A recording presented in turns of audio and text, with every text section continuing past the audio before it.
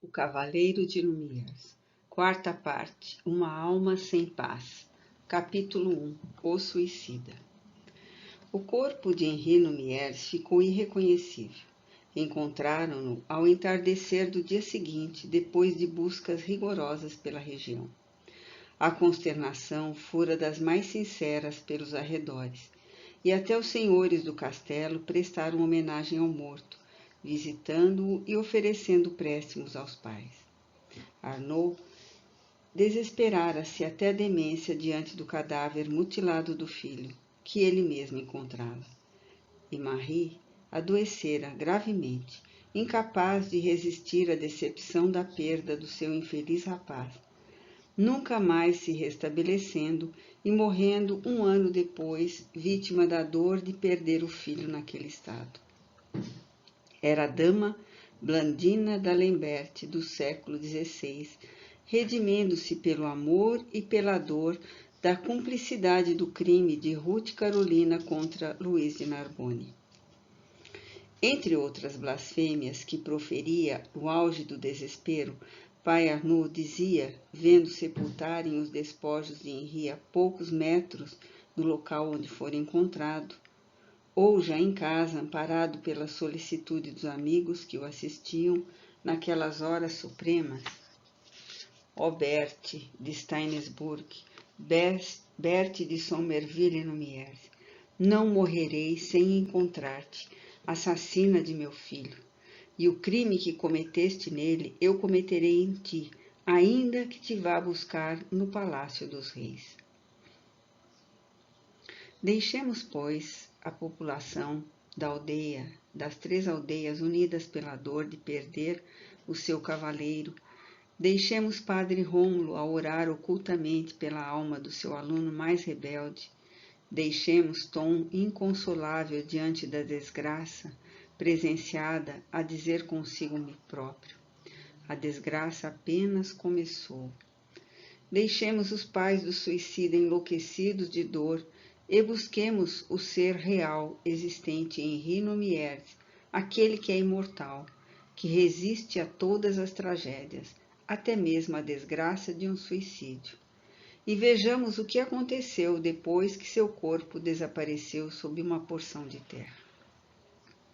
Henri Lumières não acreditava que houvesse uma alma imortal animando seu saudável corpo de homem. Para ele, existiam apenas os ossos, as carnes, os nervos, artérias, carregando o sangue necessário à vida. Era materialista. Por isso matou-se, assim tentando fugir à situação moral que o incomodava. Uma vez morrendo, o homem, acreditava ele, a alma se extinguiria também com ele.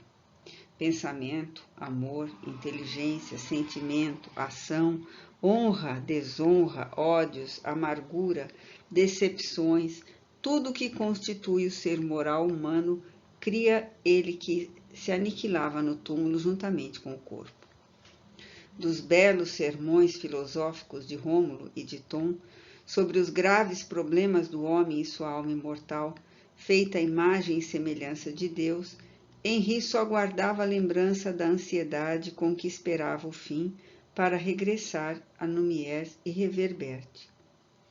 Contudo, o maior desapontamento o desgraçado moço colheu do seu ato de suicídio, quando, ao primeiro amargor que a vida lhe apresentara, desejou furtar-se a ele, matando-se.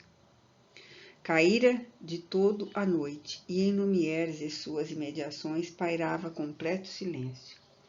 Havia alguns meses que Henri desaparecera do mundo terreno, mas a desolação era porventura maior, tanto em Lumières como em Steinsburg e Fontaine. Pai Arnaud não mais trabalhava, desinteressando-se da propriedade da quinta, e Marie continuava enferma. Era inverno. Contudo, naquela noite, o luar irradiava, emprestando àquele recanto da velha Flandres certa doçura de ambiente. Na aldeia de Lumières, uns dormiam, outros velavam, alguns sofriam e choravam, e o silêncio presidia tudo. De súbito, Um grito agudo e forte repercutiu do vale do ribeiro, estendendo-se pela aldeia. Na quinta, que ficava próxima a esse vale, o grito fora também ouvido. Os cães uivaram tristemente, as ovelhas baliram dolorosa no aprisco. Cochicharam os galináceos assustados. E Marie e Arnaud, que se achavam ainda despertos, entreolharam-se, tomados de pavor, e caíram em pranto. Haviam reconhecido naquele grito a voz do filho que morrera havia pouco. Rômulo, padre e médico, achava-se à cabeceira de Marie. Benzeu-se discretamente, dizendo consigo mesmo comovido: é a alma alucinada do meu pobre Henri. Ouviste, meu padre?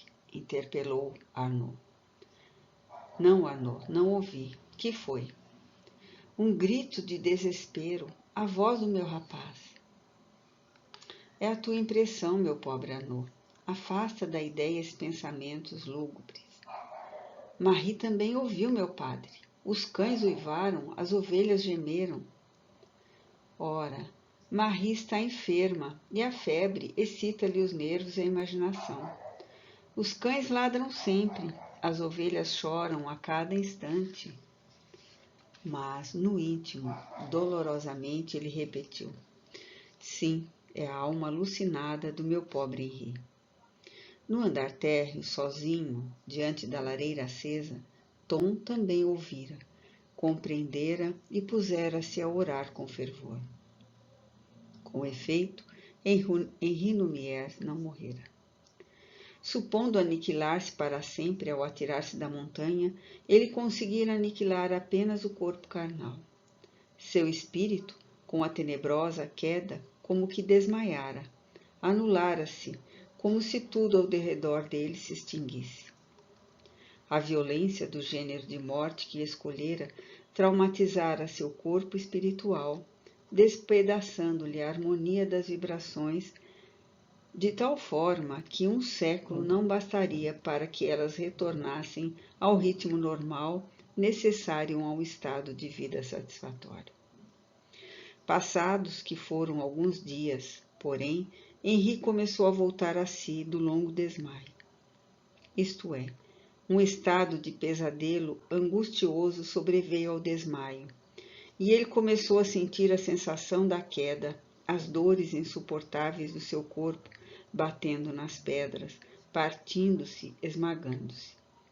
Estava cego, pois nada via. Uma faixa negra e gelada envolvia o seu pensamento. Era um caos. Não podia reunir as ideias, refletir, compreender o que se passava consigo.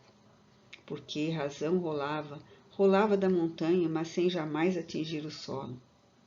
Somente podia refletir em que quisera morrer para fugir à tortura de viver sem a sua Berthe, e que para isso saltara para o abismo num gesto pavoroso de completa loucura. Um pavor alucinante invadira sua mente, e ele pusera-se a gritar desesperadamente, pedindo socorro. Fora um desses gritos que as 3 aldeias testemunharam, e que daquela noite em diante começara a repetir-se periodicamente pelas imediações. Por vezes, envolvido por aquele pesadelo, sentia-se no fundo do vale, ao mesmo tempo que rolava pela montanha. Apavorava-se com a negra solidão que o rodeava. Presenciava, sem saber como, o desespero de seus pais e as lágrimas dos amigos.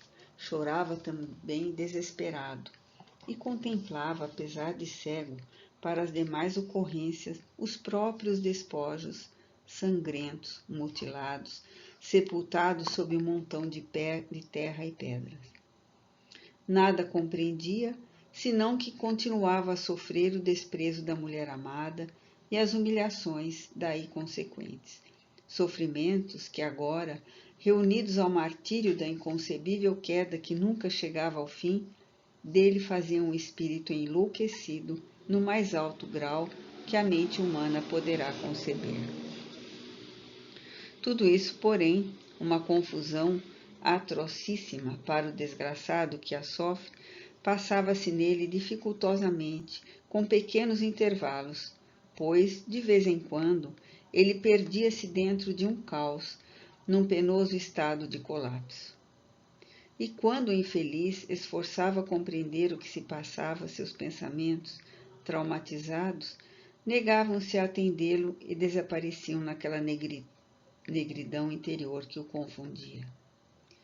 Mas isso era apenas os vislumbres do despertar, um momento dramático e solene da ocasião em que o espírito que abandona o corpo carnal, valendo-se do suicídio, começa a se desenraizar dos liames magnéticos que o atavam à matéria.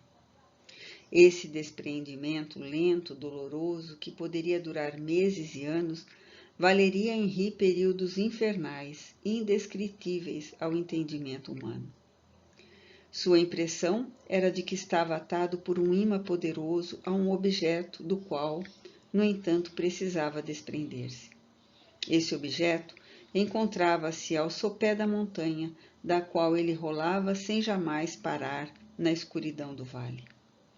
Eram os seus despojos sangrentos que ele via, apesar de cego. No fundo de uma cova, visão satânica, da qual quisera fugir, mas que se agarrara a ele com um poder dominador, incapaz de ser repelida. Sobrevinham, em seguida, terríveis convulsões, fazendo-o estorcer-se como se seus nervos, absolutamente traumatizados, sofressem choques elétricos ao despenhar-se da montanha. Era como se ataques epilépticos o atingissem, avassalando sua mente, suas vibrações, todas as moléculas do seu ser espiritual. Era a sensação da queda sofrida pelo espírito, estado depressor que o acompanharia até a reencarnação futura, e que somente o Evangelho, revigorador de vibrações, reeducando-lhe a mente, poderia reequilibrar. Nesse inconcebível estado traumático, gritava de horror e procurava agarrar-se a qualquer coisa, a fim de se deter na queda, e o desgraçado, apesar de tudo, por intermédio do pesadelo que o torturava, sente que continua sendo a personalidade Henri Nomière, que ele mesmo é que rola da montanha, que ele mesmo é que está estirado sob um montão de terra apodrecido, corroído pelos vibriões, despojos de carnes sangrentas, negras, asquerosas, miseráveis, ele que fora belo e forte, e que a despeito disso está vivo, sofredor e desgraçado, mas vivo, pensante, sensível. Por vezes, sem saber como, vencido pelo cansaço e o desânimo, todos os atos de sua vida se lhe desenham no interior da consciência, com uma minúcia de detalhes que o infeliz, já alucinado, converte-se em verdadeiro réprobo. Seus modos de orgulhoso, sua indiferença pelos que rodeiam em sua aldeia, o menosprezo a conselhos sensatos que recebia, a ingratidão para com os pais, sua arrogância de ateu, suas baixezas de ébrio e devasso, primeiro em Stanisburgo, ao perder Bert, depois em Bruges. Suas refregas com os moços da aldeia, todos marcados nas faces por sua faca. O suicídio de Franz Schmidt, a quem dera causa tudo o que constituíra o seu atuante na intimidade do lar e na sociedade, agora desfilava diabolicamente em torno dele, como cenas vivas que o enlouqueciam de mistura com as torturas que o afligiam. Quer furtar-se à imposição do panorama de si mesmo, mas em vão. A visão do que ele próprio foi e de como se conduziu na vida, ali está, à sua frente, dentro dele, quais faixas de fogo que lhe devorassem o ser na desaprovação própria a que chamam arrependimento, remorso. Não podendo mais, ou julgando-se exausto de tantas dores e sofrimentos, pensou em sua casa, saudoso do conforto desfrutado entre seus pais, da solidariedade de sua mãe, que ele tão mal soubera compreender e menos ainda agradecer. No esforço supremo da própria vida, conseguiu locomover-se, e ei-lo à procura de socorro no lar paterno. Penetra naquela casa que o viu nascer e lhe dera os dias mais felizes que viver. Diante de sua mãe, a quem encontra enferma e alquebrada, exclama cheio de queixas, julgando-se ouvido e compreendido. Mãe, minha mãe, tem compaixão de teu filho que está ferido, enterrado vivo. Não, minha mãe, eu não estou morto, eu não morri, eu estou vivo. Todos se enganaram a meu respeito. Olha em que estado me encontro, todo corroído por vermes que me mordem e maltratam como lobos. Não posso sair de lá e sofro satanicamente debaixo daquela terra pestilenta que cheira a imundície. Não posso mais tirar-me de lá, tenho horror àquela caverna onde me prenderam. Vejo fantasmas que se riem do estado em que me encontro. Franz Schmidt está lá e culpa-me do que lhe aconteceu. Tira-me de lá, minha mãe. Eu estou vivo, eu estou vivo, eu estou vivo. Mas Marie, que nada via nem ouvia do que lhe dizia, não respondia, continuando a chorar como sempre. A angústia do pobre suicida recrudescia, então, e ele saía desesperado a procurar socorro noutra parte. Visitava o presbitério, dirigia-se a padre Rômulo e ao amigo Tom, suplicava auxílio, queixando-se sempre, e via que ambos o entendiam, mas, em vez de empunharem uma enxada e irem ao vale a fim de desenterrá-lo, punham-se a orar banhados em lágrimas. E corria a aldeia, rogando piedade e socorro a quantos encontrava. Ninguém lhe respondia, ninguém lhe dava atenção, mas alguns poucos se benziam e oravam. Entretanto, começou a correr o boato de que a alma de Henri sofria suplícios e que fora vista e reconhecida por alguns antigos amigos, e que ele mostrava-se horrorosamente feio.